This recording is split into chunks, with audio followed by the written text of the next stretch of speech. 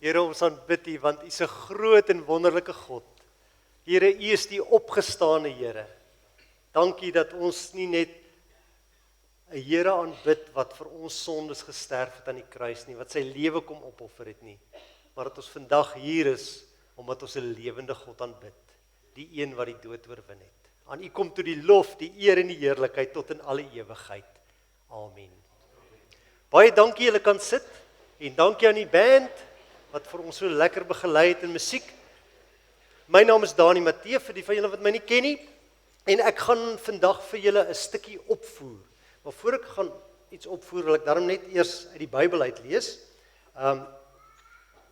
En as dit vir julle vreemd is, asseblief, ek weet baie mense hou daarvan om uit te loop as ek begin met 'n stukkie opvoer in 'n kerk, dan sê hulle is nie 'n konsert nie. Maar byt vas, ek wil jou regtig uitdaag om vas te byt vanoggend. Ons gaan saam lees in die Bybel in Johannes 19.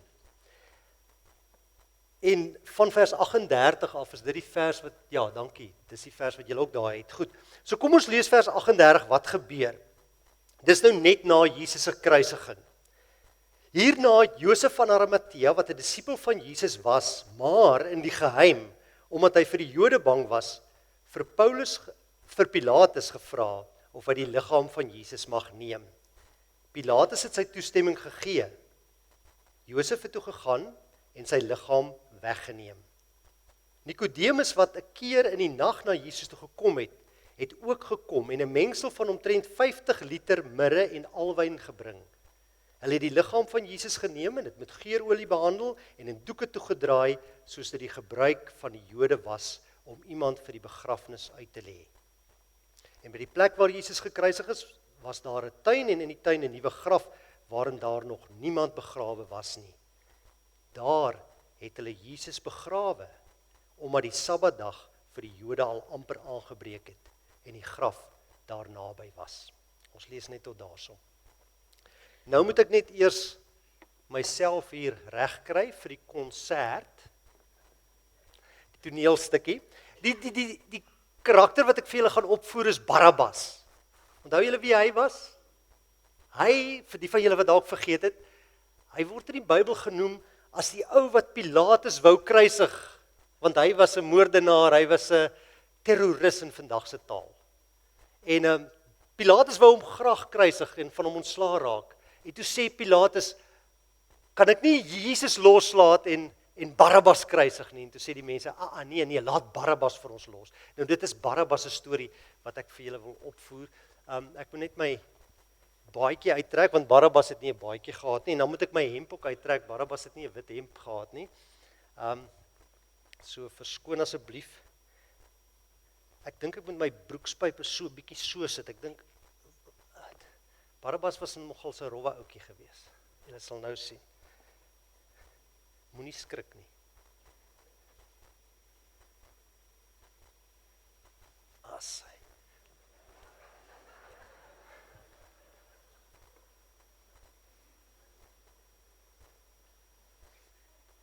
OK, ek is nog nie reg nie, Ek gaan gou my bandana opsit. Ek het dit baie lanklaas gedoen, so ek weet nie of ek hom vinnig sal kan opsit nie. Jy kan maar sommer die musiek begin. Baie dankie, Werner.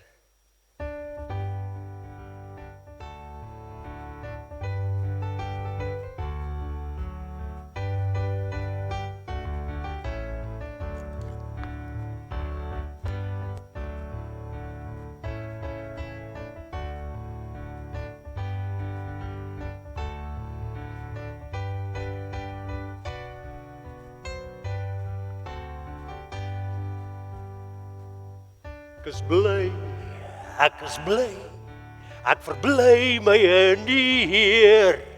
Hy het my 'n nuwe kleed gegee. Hy het my verlos. Ek is bly, baie bly, ek is bly, o so bly, soos 'n bruidegom en bruid. Oeps, lekker uitgevang, ek weet. 'n Sanger ek. Net as ek alleen is, dit definitief sonder 'n gehoor. Nee, Pel, ek is nie 'n sanger en niks so glamorous nie. Verkoop eintlik houtsneewerk, beeltjies en so aan. Jy lyk na die tipe wat baie van diere hou, dan het ek net wat jy soek.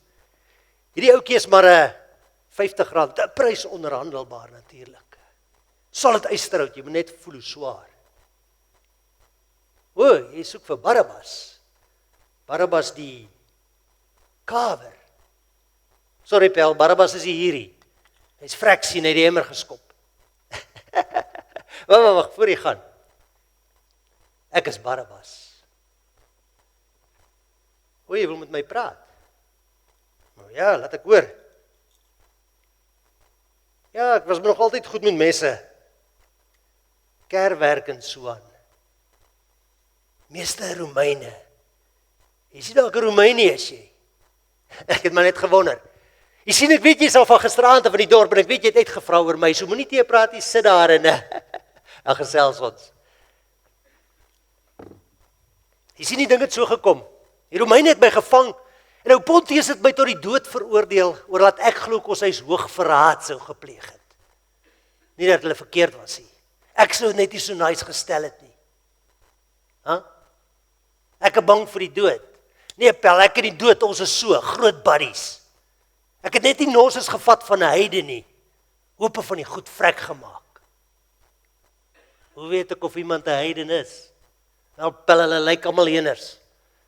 Ja, meeste was Romeine, selfs 'n paar Grieke en ook 'n Egiptenaartjie of 2, 3. Kyk, enige een wat 'n Jood skeef aangekyk het sy kop verloor, if you know what I mean. Ek was 'n killing machine na 20 het ek op hotel, ek meen, why bother? Maar ek het my job geken. Ek was vinnig, ek was skoon en ek was weg. Professional was my motto. Maar nou vang hy Romeine my. Ek garandeer julle iemand het op my gesplit. Maar dis die lewe, né? En ek sit nog so in die tronk. En ek wag vir my kruisiging. En so teen middernag, toe hoor ek 'n rumoer daar buite in die strate. Ek's nog lekker deur die blare, maar ek hoor die mense skree my naam, hulle skree, "Gee ons Barabbas! Gee ons Barabbas!" Toe ek weer my oë uitvee, kom 'n Romeinse soldaat daarin, maak my boeie los en sê, "Voetsek jou Joodse gemors." Ek sê vir hom, "En nou?" Hy sê, "Jy kawaai, ons het iemand in jou plek." Imagine, iemand in my plek. En nou moet jy onthou, né? Het was lang naweek, Paasnaweek, en daar was lekker baie mense in die strate en net so baie heidene.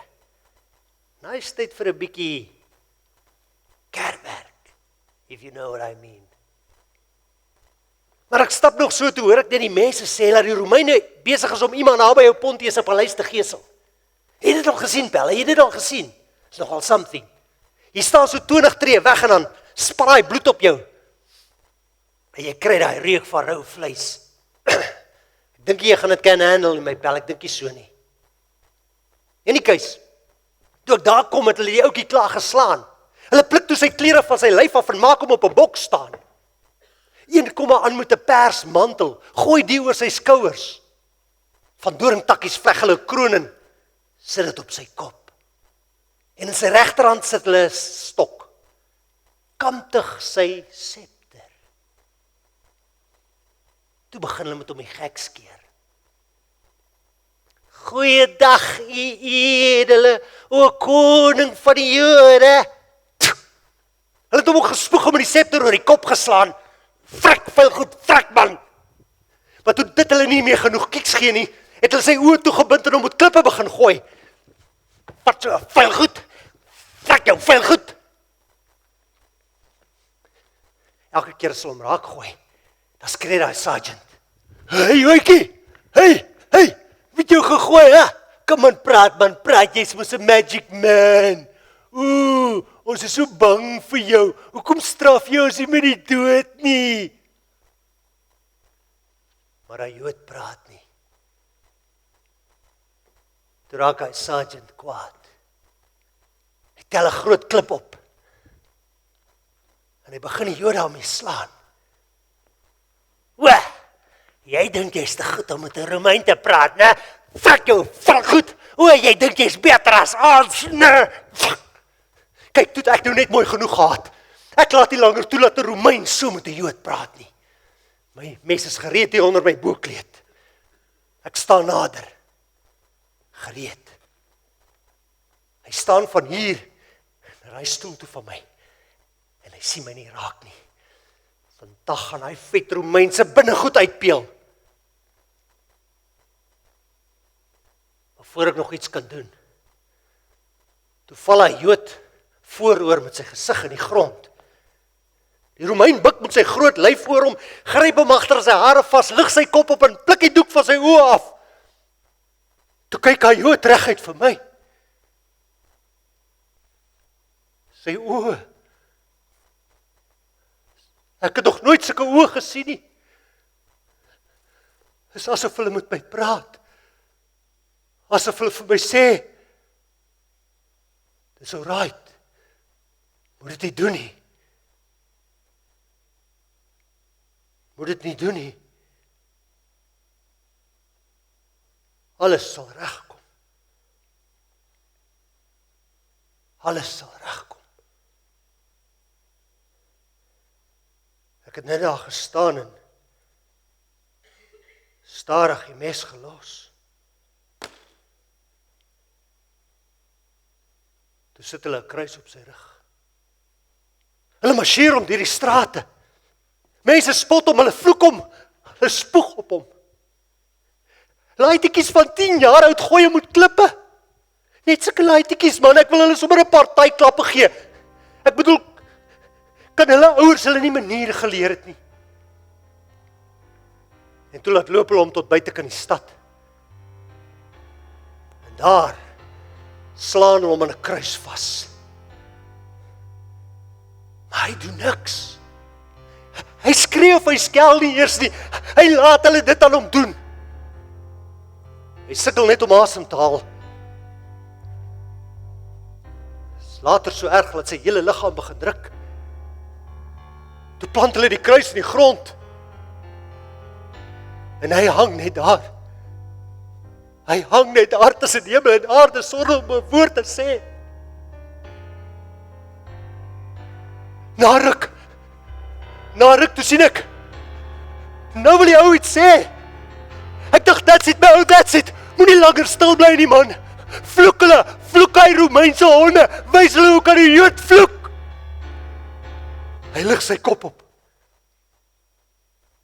Sy lippe prevel. En met al sy krag sê hy, Vader, vergeef hulle wat hulle weet nie wat hulle doen nie. Vader, vergeef hulle wat hulle weet nie wat hulle doen nie. Vergeef hulle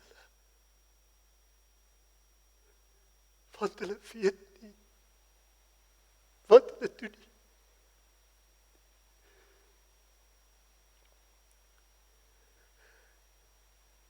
Een keer in my lewe. Net een keer voel ek wil die regte ding doen. Ek wil vir hom sê, asseblief my ou, asseblief moenie doodgaan nie. Asseblief promise my. Ek gaan jou daar afkry. Ek beloof. Ek beloof. Ek wil vir daai Romeine sê, verstaan julle nie, in die hemel staan hy onskuldig.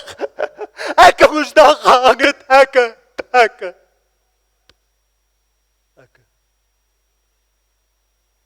Sorry, ek het so 'n bietjie carried away geraak. In die case, lang storie kort, 'n paar dae later besoek ou Petrus vir my. Hy het al van gehoor, hè? Is nogal so nice ou. In die case, hy sê te vir my, hy sê, Barabbas, onthou jy vir Jesus? Ek sê, ja, dis mos hy Jood wat hulle gekruisig het.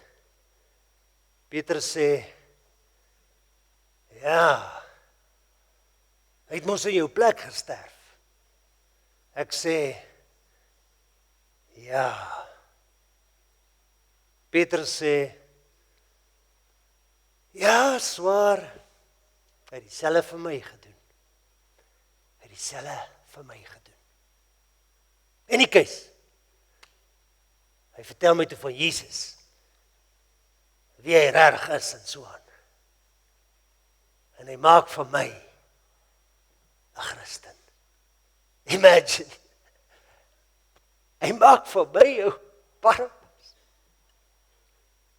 'n volgeling van Jesus. Barnabas se houtkruis. Ja, redder aan 'n houtkruis vasgeslaan. Ja, daar was 'n houtkruis.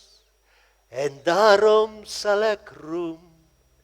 Ek vra nie hoe jy voel nie. As gevoelens enigsins besluit te raak, dan was daar nooit die pyn nie. Toe die spykers deur die bloed daardie houtkruis kraak.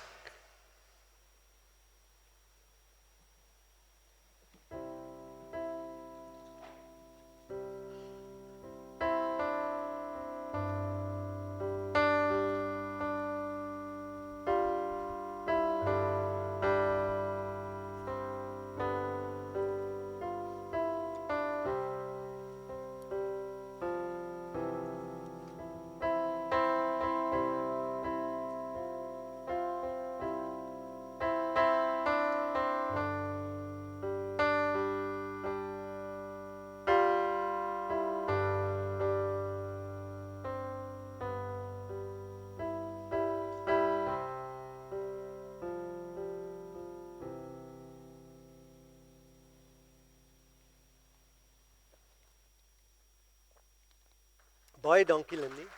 Dankie.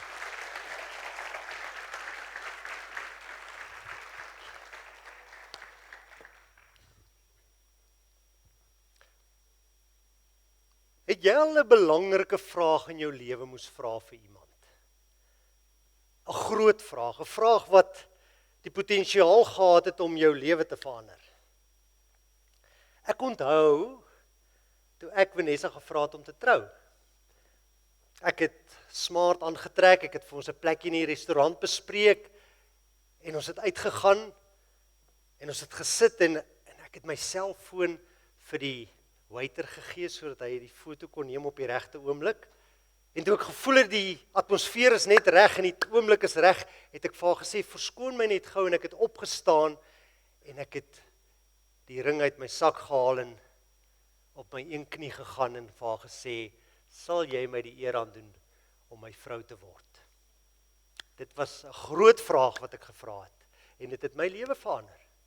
Ten goeie moet ek daarom sê. Miskien het jy ook al 'n vraag gevra. 'n Groot vraag. Maar wat as jy vandag vir Jesus 'n groot vraag kan vra? Wat 'n vraag sal dit wees? Gaan jy vir Jesus vra, Here, hoe het jy dit reg gekry om op die see te loop? Ek bedoel, dis 'n amazing trick. Hoe werk dit? Of gaan jy vir hom vra, toe jy die 5000 plus mense met 5 broodjies en 2 visies kos gegee het, hoe het jy dit gedoen?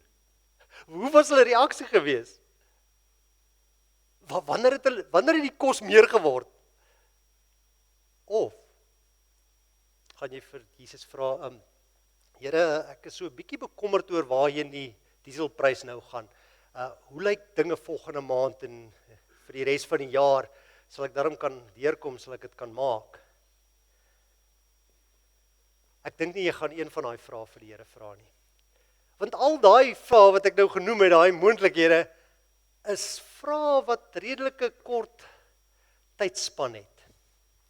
Kom ek vat gou my tou hierso. Kom ek kyk nou gou hier na hierdie tou. Hierdie tou stel 'n mens se lewe voor. My lewe, jou lewe en so aan. So verbeel nou maar jouself, dis jou lewe hierdie. En hierdie punt is die dag toe jy gebore is. Nou, waar dink julle is ek nou op my tou? waar is ek? Is ek vrek ver hierdie kant toe? Nee, julle is heeltemal verkeerd. Julle het iets belangriks vergeet. Wie julle, waar is ek? Ek dink ek is omtrent hierso.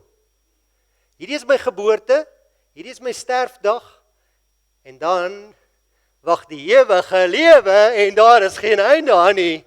Ek hoop julle kry die idee. So as 'n mens vir Jesus, vir God 'n vraag wil vra, dan gaan jy nou nie bother moet hierdie nonsens nie, né? Dis te min. En ons vra elke dag vir die Here vra. Ek worstel met die Here en ek vra vir hom, hoekom dit? Wat van nou? Hoe moet ek hier maak? En is goed en wel en God gee nie om as ons vir hom die vrae vra oor vandag en oor môre en oormôre nie. Maar hierdie lewe is so 'n klein deeltjie van die ewige lewe. En dit is wat Jesus vir ons kom moontlik maak het op Paasondag. Want hy het uit die dood opgestaan. Daarom kan ons vir ewig saam met God leef. So is miskien ook belangrik dat ons 'n vraag vir God vra, vir Jesus vra wat ewigheidswaarde het. En miskien kan jy dit in jou eie woorde verwoord, maar dalk is die vraag iets soos: Here, wat moet ek doen om die ewige lewe te beerwe? Here, wat moet ek doen om seker te wees dat as ek die dag my kop op hierdie aarde neerlê, ek hemel toe gaan? Here, wat moet ek doen om deel te wees van u koninkryk? Dis die vraag wat Nikodemus in sy kop gehad het. Maar nou wil ek julle net eers so 'n bietjie agtergrond gee. Ons vier vandag Christus se opstanding. Want die Sondagoggend nadat Jesus gekruisig is, sê die Bybel vir ons, het Maria na die graf toe gegaan. Toe sy by die graf kom, het sy verwag, daar gaan 'n groot klip voor die graf wees. Want Jesus was binne in die graf. Dit is nie 'n graf soos ons vandag ken, wat 6 voet diep gegrawe is nie, dit is 'n grot, met 'n opening, 'n grotopening. En die Jode het vir Pilatus gevra, hy moet die graf verseël. So hulle het 'n groot klip voor die ingang van die graf gerol, dit geseël, daar was 2 soldate wat die graf moes bewaak, wat 'n dooie moes bewaak in 'n graf. Redelik belaglik. Maar in elk geval, toe Maria by die graf kom, toe is die steen weggerol. Die graf is oop, en toe sy na binne kyk, sien sy, Jesus se liggaam is nie meer daar nie. Die liggaam is weg, en sy weet nie wat aangaan nie, sy hardloop terug na waar die disippels is in die stad, en sy sê vir Petrus, sy sê vir Johannes, hulle het die Here se liggaam weggevat, wat gaan ons nou maak? Sy's radeloos. En Petrus en Johannes hardloop, en Johannes is 'n bietjie vinniger as Petrus, skryf Johannes, en hy sê, hy kom eers by die graf, maar hy het nie ingegaan nie, hy het net ingekyk en gesien, die grafdoeke is opgerol binne in die graf. En toe kom Petrus daaraan en hy storm verby Johannes, hy gaan sommer reguit in en hy kyk, en hy het seker die doeke rondgegooi en gekyk, waar is Jesus? En hy kon nie vir Jesus kry nie. En toe het hulle 2 weggestap, en Johannes beskryf dit, hy sê, hulle het geglo, maar hulle was onseker, want hulle het hierdie dinge nog nie mooi verstaan, dat Jesus uit die dood moes opstaan nie. En toe bly Maria alleenig agter. En Maria ontmoet vir Jesus, die lewende opgestane Here. Maar het jy geweet, dit was so hittete, of die graf was nie leeg nie? Het jy geweet, dit was so hittete, of daar was nie eens 'n graf nie? Kom ek verduidelik vir jou, hoekom ek so sê. Want jy mag nou dalk vir my sê, maar Dani, maar dis 'n bietjie weird. God sou seker gemaak het. God het seker gemaak dat daar 'n graf is, 'n leeg graf is, en dat hy leeg is. En hy het 2 helde gebruik om dit te doen. 2 helde wat ons Nick en Joe noem.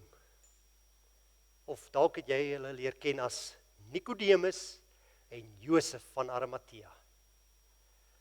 So kom ek vertel vir jou hulle storie.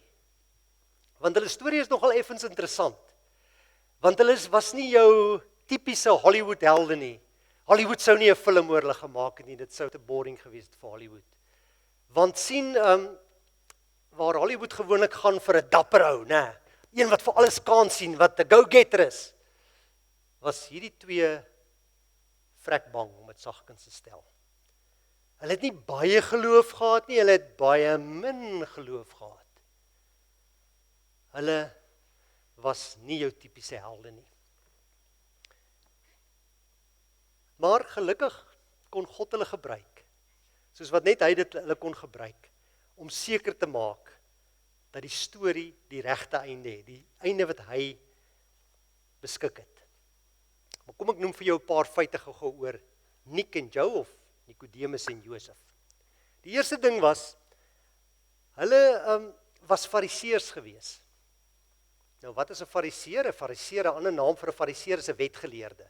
So hulle het die wet bestudeer. Dan was hulle ook goeie mense.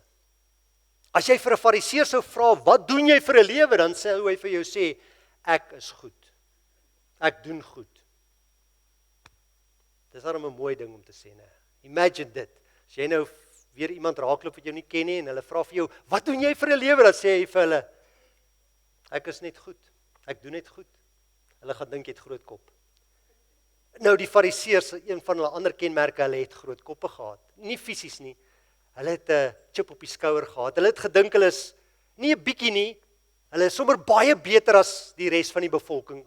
Baie beter as die ander mense, want behalwe vir God se wette wat hulle probeer nakom het, het hulle sommer nog so omtrent 600 ander wette gemaak wat hulle gehou het. Net om God so 'n bietjie meer te beïndruk, sodat God daarom vir hulle moet sê, "Wow, julle is top. Julle is net daar." Ek bedoel, julle is fantasties. Hulle was goeie mense. Nog 'n ding van die fariseërs was, hulle het niks van Jesus gehou nie. Het raai hoekom nie? Want Jesus het hom nie aan hulle baie wette gesteer nie. Baie van hulle wette het oor die Sabbat gegaan en oor Sabbatheiliging. En Jesus, lees ons daar in Johannes, hy het op 'n Sabbatdag na die bad van Bethesda gegaan en 'n man wat vir 38 jaar verlam was, gesê, neem jou bed op en loop, gaan huis toe. En die man het dit gedoen en toe kom hulle, die fariseërs by die man en sê, waarheen gaan jy nou? Jy mag nie jou bed dra op 'n Sabbat nie. Ken jy nie ons wette nie? En hy sê, maar die man wat my genees het, hy het vir my gesê, ek moet my bed optel en loop en ek moet huis toe gaan. Toe vra hulle, wie is die man? En op die ouend het hy vir hulle gesê, dis Jesus. Hy het aanvanklik nie geweet nie. So, hulle het nie van Jesus gehou nie, omdat Jesus hom nie aan hulle wette gesteer het nie, en hulle het ook nie van Jesus gehou nie, omdat die mense so baie van Jesus gehou het. En hulle wou eerder gehad het, die mense moet van hulle hou, want hulle is die goeie mense, hulle doen so goed, hulle is so geleerd, hulle is so belangrik. Maar Josef en Nikodemus was nie net fariseërs nie. Nooit. Jy het fariseërs gekry, skrifgeleerdes, ouens wat die wet geken het, wat die wet uitgelê het, wat vir ander mense geleer het, en dan het jy die cream of the crop gekry. Die Joodse Raad. Net 70 van hulle. Hulle het daar in Jerusalem die scepter geswaai. Hulle was nie net die geleerdste van die geleerdes nie, hulle was ook die rykstes van die rykstes en die invloedrykstes van die invloedrykes onder die Jode, die Joodse Raad. Hulle het bymekaar gekom en hulle het planne beraam en hulle het besluit hoe dinge gaan werk en hoe dit nie gaan werk nie, en dan het hulle Pilatus of die gouverneur se arm gaan draai om hulle sin te kry. Dit was die Joodse Raad. En die Bybel sê vir ons, Nikodemus en Josef van Arimatea was fariseërs en hulle was lede van die Joodse Raad. Maar hulle twee het iets wat van 'n probleem gehad sien. Want waar die fariseërs en die Joodse Raad niks van Jesus gehou het nie, hulle wou hom inteendeel vang en doodmaak, het Nikodemus en Josef van Arimatea gewonder, wat as Jesus regtig die Messias is? Wat as God hom gestuur het? Want ons het 'n bietjie gaan luister na wat hy sê en ons was nogal beïndruk. En ons het nie net gehoor wat hy sê nie, ons het gesien wat hy doen. Ons het gesien dat verlamdes opstaan en loop. Ons het gesien dat dowes hoor, ons het gesien dat blindes sien, en ons kan dit nie ontken nie, wonderwerke vind plaas. So, wie is hierdie man? Daarom, dink ek het hulle twee, wat seker goeie vriende was, by mekaar gekom op 'n dag, en besluit, een van hulle moet met Jesus gaan praat, en vir hom 'n vraag vra. 'n Belangrike vraag. 'n Vraag nie oor hierdie deel nie. 'n Vraag oor die ewigheid. En die vraag wat hulle moes vra, sou min of meer so iets wees, wat moet ons doen om seker te wees dat ons die ewigheid in God se koninkryk gaan deurbring?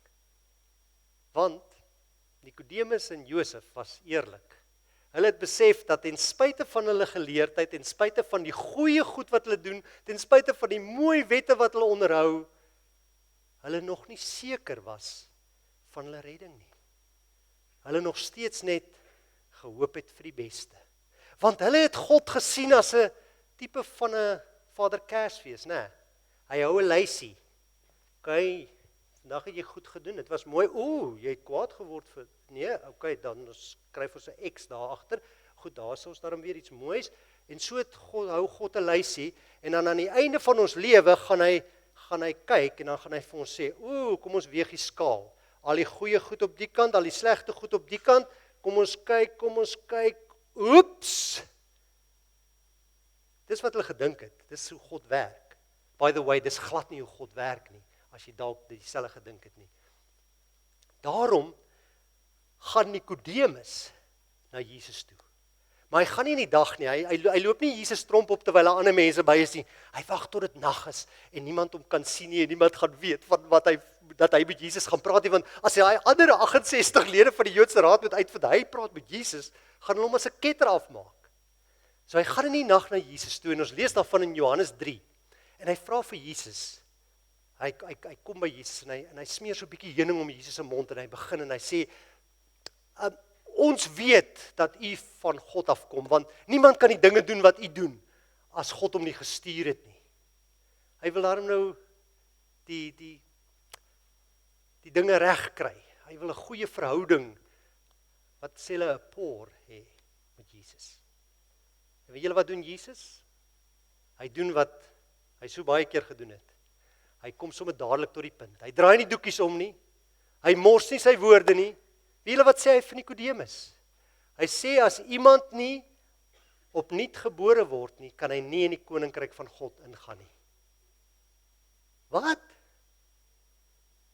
Opnuut, weer gebore word.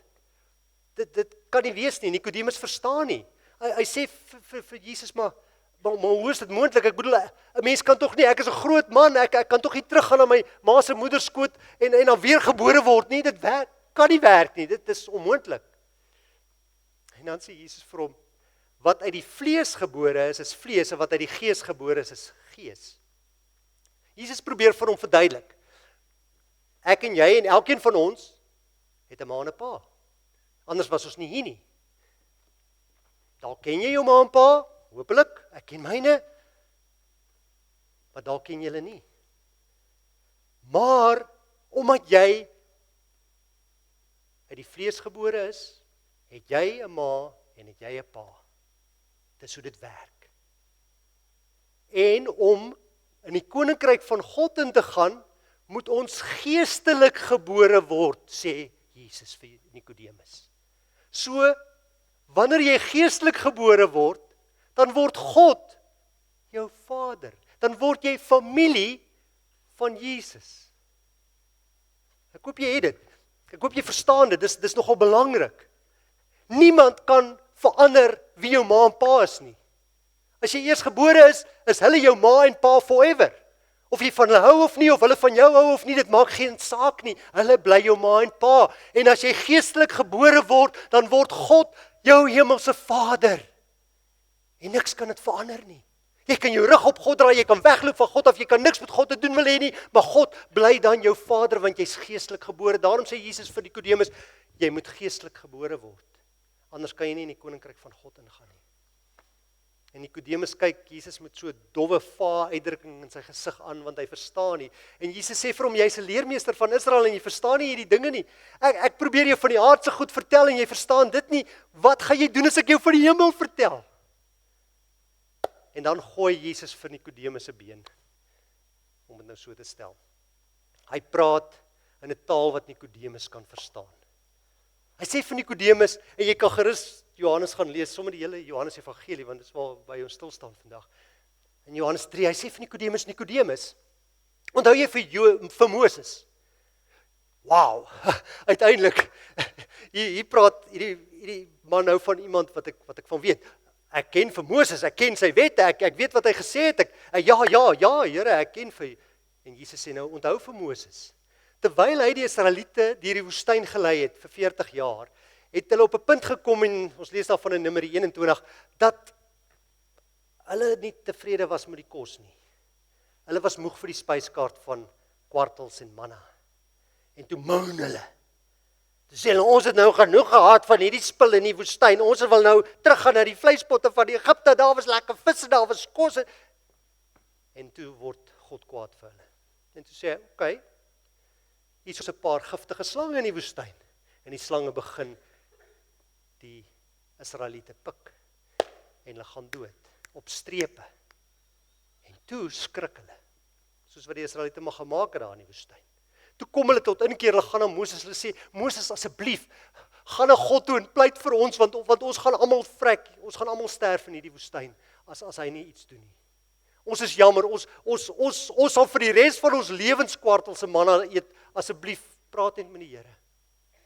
En dan gaan Moses na God toe en Moses gaan tree in vir die volk. En weet julle wat sê God vir Moses? En Jesus herinner vir Nikodemus daaraan, hy sê, God sê vir Moses, vat 'n houtpaal, maak 'n houtpaal staan, daar in die middel van die kamp. En dan maak jy 'n koperslang. En dan sit jy die koperslang op hierdie houtpaal, hierdie houtkruis. En dan as iemand gepik word deur 'n slang, moet hy net so gou as moontlik kyk. Want elke een van die Israeliete wat die koperslang wat op die houtpaal is sien, gaan gesond word. En dit gebeur so en hulle word gered. En dan sê Jesus hierdie belangrike woorde vir Nikodemus. Hy sê net so, soos wat Moses die koperslang op 'n houtpaal in die woestyn verhoog het. So moet die seun van die mens verhoog word, sodat elke een wat in hom glo, Johannes 3 vers 15, nie verlore sal gaan nie, maar die ewige lewe sal hê. En dan vers 16, want so lief het God die wêreld gehad, dat hy sy enigste seun gestuur het, sodat elkeen wat in hom glo nie verlore sal gaan nie, maar die ewige lewe sal hê.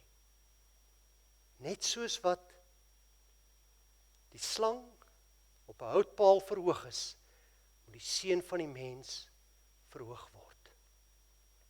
En dis die einde van Nikodemus se gesprek met Jesus. En hy loop vir Josef van Arimatea raak. Dis nou nie in die Bybel nie, dit is wat ek dink gebeur het. En Josef sê vir hom, Nik, wat het hy gesê? Nee, ek verstaan nie mooi nie. Hy het gepraat van weergebore en hy het gepraat van geestelik gebore en vleeslik gebore maar hy het vertel van Josef en van die slang op die paal en laat, ja, so iets, maar ek verstaan nie mooi nie. En die tyd verloop. En dis Loofhuttefees, ons is by Johannes 7. Ek gaan vinniger gaan deur die res, net terwille van julle wat hastig is om by die kospot uit te kom.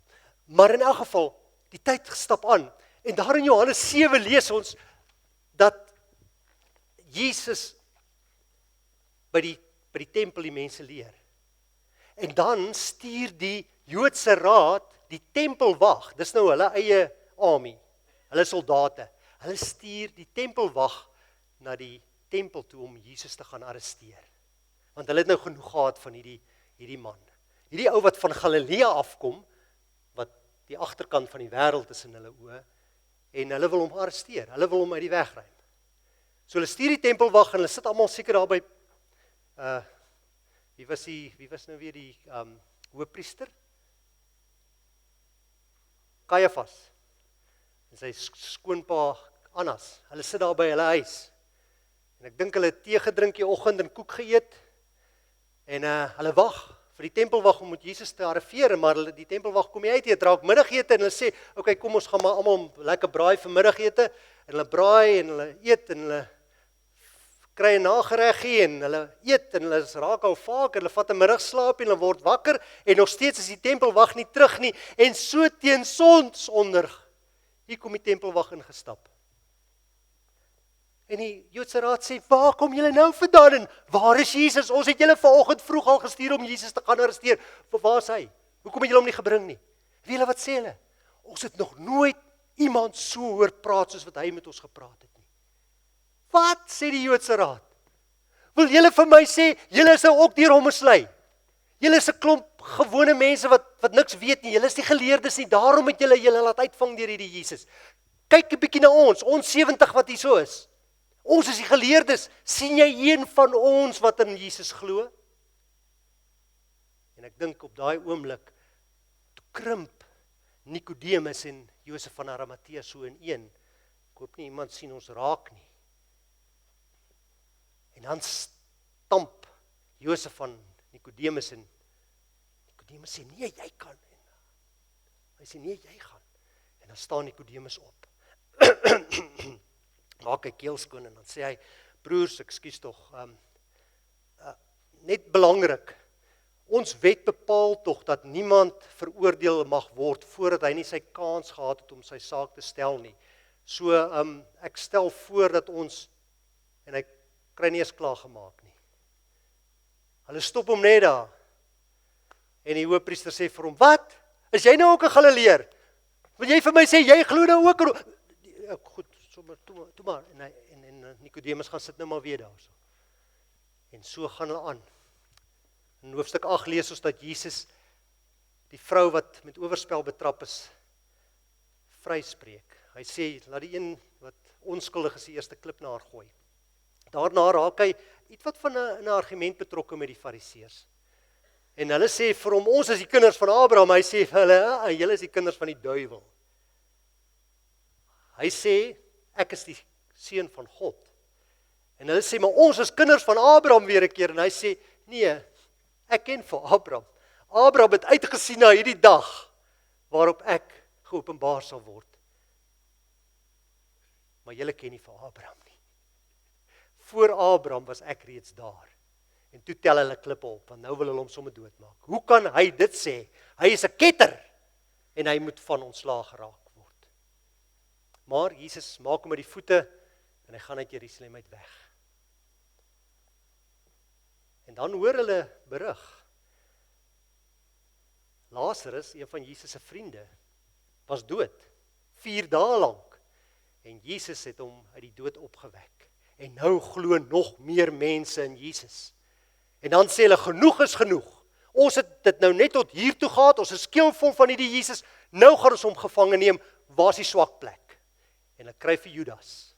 Want hulle kan nie in die openbaar na Jesus toe gaan en hom gevange neem nie, daar is te veel mense wat agter Jesus aanloop. Onthou hy het op die donkie se rug ingery, 'n week voor sy dood in Jerusalem in. So die mense gaan opset wees as hulle Jesus gearresteer hier voor almal se oë. So hulle soek 'n geleentheid waar Jesus alleen is. En Judas sê, ek sal dit doen vir 30 silwermunte. En daar in die tent van Getsemane, daar soen Judas vir Jesus. En hy lewer Jesus aan hulle oor. En die hele tyd, as Nikodemus en Josef van Arimatea, ons 2 helde, in die skare, hulle is daar. Hulle was deel van die besluit wat gesê het, hulle moet Jesus gevange neem en hulle moet hom kruisig. En hulle weet nie wat om te maak nie, want hulle is te skaam en te bang, want net nou vind iemand uit, dat hulle eintlik glo op 'n manier in Jesus. So hulle staan maar so agterrond, wanneer dinge gebeur.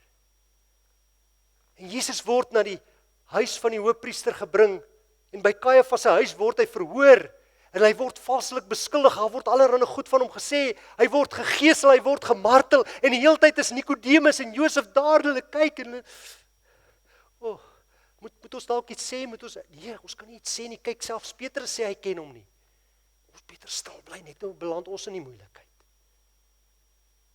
En dan sit hulle 'n kruis op Jesus se rug. En soos wat Barabbas vertel het, stap hulle met hom na buitekant die stad toe. Na plek van die hoofskedel, kopbeenplek. En daar, terwyl die kruis op die grond lê, spyker hulle hom aan die kruis vas. En Nikodemus en Josef is hier in die agtergrond tussen die massa mense, en hulle probeer sien wat gebeur. Ja, hulle hoor die hamerslag, kadwa, kadwa. En dan, so tussen die mense wat voor hulle staan, sien hulle die kruis wat geplant word. Hulle sien hoe die soldate die kruis oplig. En dan sien hulle Jesus se kop met 'n doringkroon op. En die kruis word verder gelig en hulle sien Jesus se gesig met die bloed wat daar afloop. En dan word die kruis in die grond geplant. En hulle sien bo die skouers van die mense wat voor hulle staan, Jesus wat aan die kruishout hang, verhoog. En dan gaan die lig aan. Dis wat hy bedoel het die hele tyd. Dis waarvan hy gepraat het. Toe hy van Moses en die slang gepraat het, soos wat die slang verhoog moet word in die woestyn, so moet die seun van die mens verhoog word. Dis nie toevallig nie. Hy het die hele tyd daarvan geweet. Hy het dit beplan. Dit is God se plan. En dan verander alles vir hierdie twee lafhartige helde. Dan gee hulle nie meer om wat mense van hulle dink en wie weet hulle is volgelinge van Jesus nie. Dan gaan hulle na Pontius Pilatus die goewerneur toe en hulle vra Jesus se liggaam sodat hulle hom in 'n nuwe graf kan begrawe. 'n Graf wat Josef van Arimatea gehad het, seker in die familie, waarin niemand nog ooit begrawe was nie. En Nikodemus bring 50 liter alwy en mirre gemeng om Jesus se liggaam mee te salf. Hulle draai hom met doeke toe en hulle lê hom in 'n graf neer. Want as hulle dit nie gedoen het nie, dan sou Jesus op die Sondagmôre wat ons vandag vier, opgestaan het in Gehenna. Gehenna is 'n vullishoop buitekant die stad, buite Jerusalem, so aan die suidekant van die stad. Gehenna is die plek waar al die vullis, al die dooie diere en al die dooie mense wat nie meer familie of iemand gehad het, gegooi is nie. En Gehenna is die plek waar die Romeine mense wat gekruisig is, se liggame gegooi het. Want wanneer iemand gekruisig is, het families gewoonlik nie gekom en hulle liggaam gevra nie. Hulle was te bang en te skaam. En daarom is die liggaam op die vullishoop van Gehenna gelos. En dit is waar hulle Jesus sou los. Maar Josef en Nikodemus het Jesus se liggaam in 'n graf neergelê. Die goewerneur het 'n rots laat voorsit. Hy het die graf laat bewaak.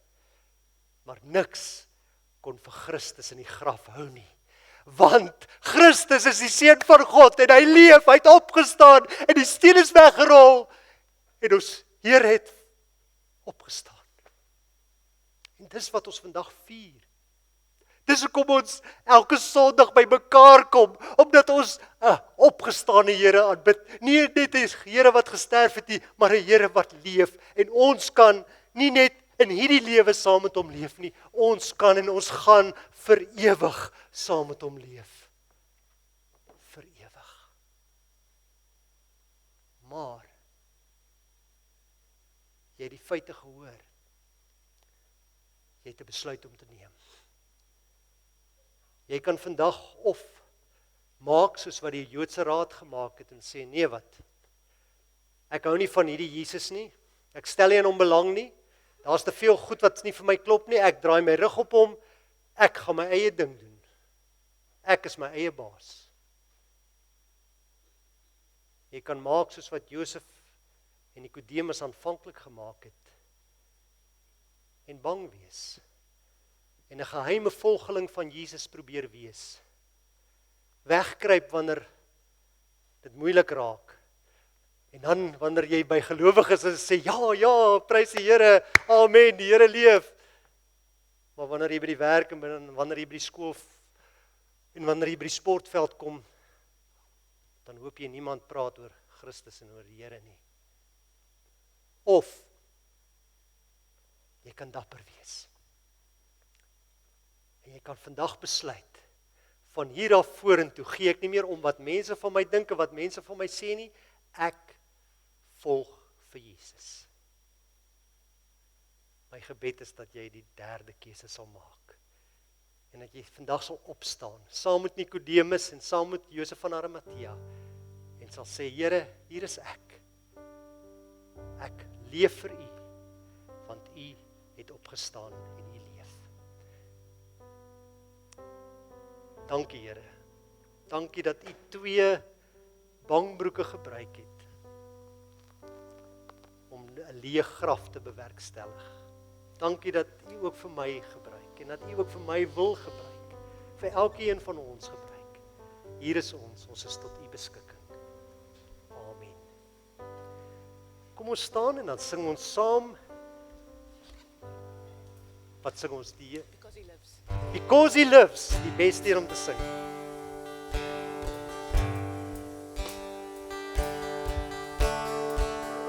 God sent His Son. They called Him Jesus. He came to love, heal and forgive. He bled and died to buy my pardon. An empty grave is there to prove my Savior lives. Because He lives, I can face tomorrow. Because He lives, all fear is gone. Because I know, yes I know, He holds the future. And life is worth living just because He lives, because He lives, because He lives. I can face tomorrow because He lives. All fear is gone because I know, yes I know, He holds the future. And life is worth living just because He lives. Dat Hy leef, sien ek kans vir môre, omdat Hy leef, verdwyn my vrees, omdat ek weet, ja ek weet, Hy hou die toekoms. Die lewe is die moeite werd, omdat Hy leef, omdat Hy leef, sien ek kans vir môre, omdat Hy leef, verdwyn my vrees, omdat ek weet, ja ek weet, Hy hou die toekoms. Die lewe is die moeite werd, omdat Hy leef. Die lewe is die moeite werd, omdat Hy leef.